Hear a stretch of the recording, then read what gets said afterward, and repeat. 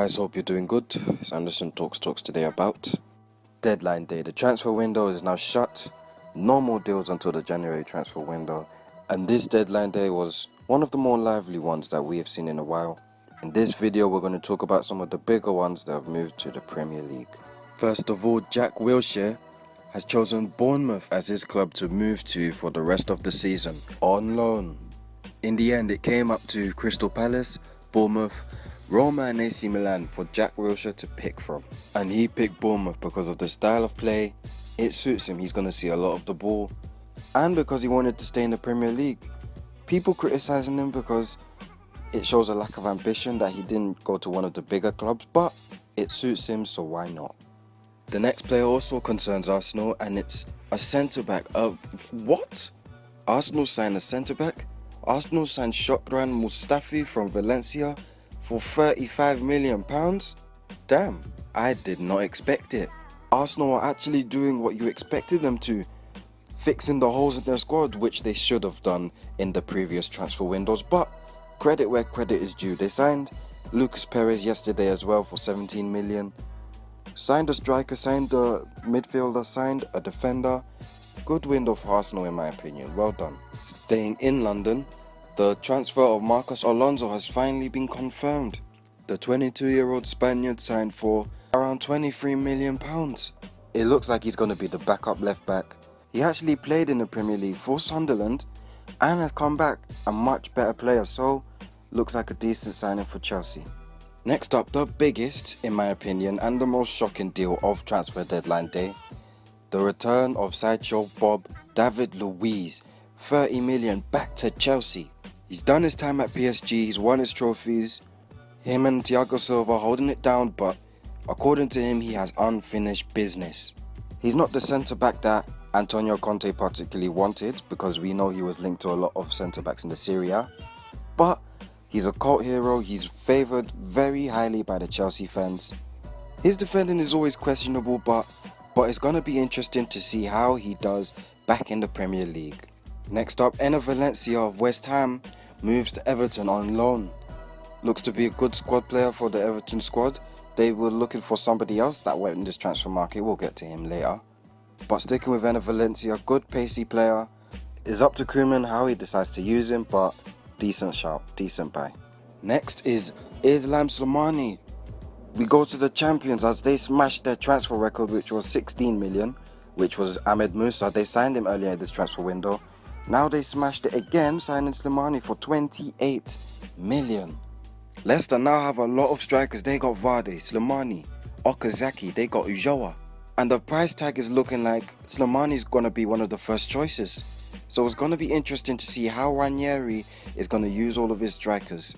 How he's keeping all of them happy and giving all of them minutes. Because Slimani is just too good to be sitting on the bench. Interesting buy. And we move on to the title contenders, Manchester City. And boy, they were busy this deadline day. They were so busy. We start with Eliquim Mangala, who's gone out on loan to Valencia. Him in the Premier League has not worked out. Without company at his side, he's been too shaky at the back.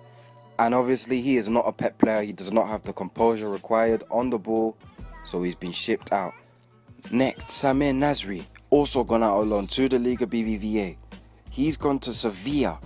His departure in some way or another was looking very likely at the club. He came to pre-season overweight. He was coming off the bench. It was not looking too bright.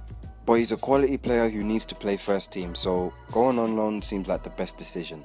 I wouldn't be surprised if he transferred, but alone, it's alright. Next, the big man, Wilfred Bony. He's gone to Stoke City on a loan deal for the rest of the season. The big man, he suits Stoke really well. He's going to be the focal point of their attack. Shaqiri, Arnautovic, all their quality players now have somebody to feed that is not Diouf. I rate Bony because he's a good striker, good target man, but he just did not suit Manchester City's style of play. The reason they signed him was just because he scored goals, but he didn't specifically suit Manchester City's style, so he's been a bench boy watching Aguero banging the goals. And it's good to actually see him get some games because he's a Premier League quality striker. Here now is the confirmation of Joe Hart's move to Torino. It has been confirmed that it is a loan deal for the season. He can't leave in January, he has to stay in Italy for the rest of the year. It's a good move for him because he needs to stay in Italy to get some games because he was not going to get them at Man City. I did a video on him and his situation. You can go check that out if you want to. At least for him now, he knows where he's going to play and he knows he can still compete for the England starting spot. Next is a deal that has finally got across the line. Nicolas Nkoudou of Marseille, he's finally gone to Tottenham on a permanent transfer. £9 million. It looks to be a decent deal. A tricky winger that didn't cost too much. Hopefully he does well because I haven't heard too much of him. If you have, let me know how he is. Is he a decent player? He's young. Does he have the potential to be a world beater? I just want to know. Last but certainly not the least, we got Moussa Sissoko. He's finally got what looked to be his wish. He just wanted to get out of Tyneside, get out of Newcastle. And now he's found home at Spurs. Tottenham Hotspurs paid £30 million. Everton were going to pay the same. They were actually first to make contact with Newcastle so they can arrange the medical and get the deal done. But at the last second, Tottenham swooped in with their £30 million and their love of Champions League football. Moussa Sissoko was like, I ain't getting on this jet, I ain't answering my phone, bun Everton, I'm going to Spurs. It's come with a lot of backlash because it seems disrespectful to just not even tell the club that you're signing with somebody else, but perhaps, just perhaps, they've dodged a bullet because Moussa Sissoko, as we all know, can be wildly inconsistent. We know at his time at Newcastle, maybe it's because he didn't want to be there, but it's like he wasn't even trying for his teammates, trying for the fans. And it was his lethargic movement and just lack of trying which was a part of Newcastle going down. But at the same time, we know he can be a phenomenal player. You remember that Euro finals, he was doing a madness because he was fighting for a European Championship. So it seems Tottenham are paying the £30 million just based off of that kind of quality that we know he has in his locker, but it's up to him to show out and prove he's worth that kind of money. They were the main deals of the dealings that happened on the last day of the transfer window, but there were some other ones. Gnabry of Arsenal, he's gone to Werder Bremen. Cuadrado, he's gone to Juventus, 3-year loan deal. A hell of a busy day, but at least now we know where everybody's at and we can all just get on to watching some footy. Like, share, subscribe, and have a nice day.